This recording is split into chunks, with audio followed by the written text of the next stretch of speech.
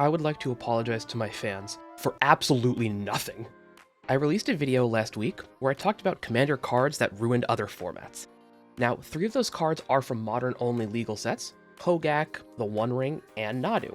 Now, in that video, I claimed Nadu had the signs of being made for Commander, from its toughness, the legendary type, and that massive text box. And there were a lot of comments saying, well, no, Nadu was designed for Commander. Which could be a fair point. It's in a Modern Horizons set, so obviously that card should be designed for Modern. However, I still thought they were wrong, and with yesterday's BNR and article, I was right. It was in fact designed for Commander.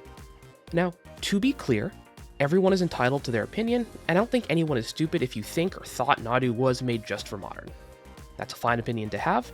I just want to go over why I thought it was made for Modern even before this article a little bit more in depth, and then go over that article. Alright, let's get into it. So like I just said, the text box, the toughness, and the legendary type led me to believe this was made for Commander. But there are other reasons too. Now, generally, 60 card staples, like Bob, Tarmogoyf, for Lightning Bolt, those are old staples, don't require a bunch of setup to perform well. You could also look at the Stupid Monkey, Bowmasters, and like I said, the Evoke Elementals.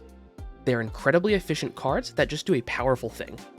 Nadu requires 2 other cards for the combo that isn't that efficient, and despite this, the card is still an absolute menace to the format, or I guess was at this point.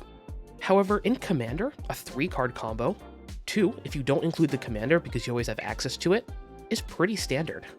And now we can talk about yesterday's BNR, where Wizard officially banned Nadu and Grief in Modern, and released an article explaining what happened with Nadu, where it was stated, in the very first line, to be a design mistake. Now, Michael Majors, who's the lead designer, owned up to the mistake, and I think that's great.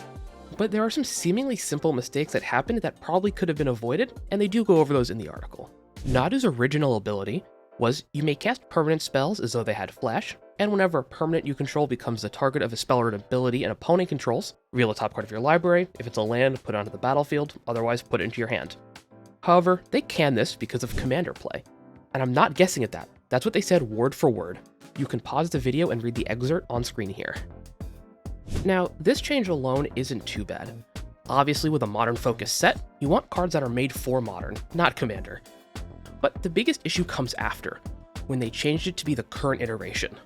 Now, there are 2 issues with this. A, everyone missed the 0-mana interaction apparently, which is not great, but when you're looking at cards and designing a whole set, I'm sure stuff like that slips through the cracks. Everyone's human, so not too much fault there.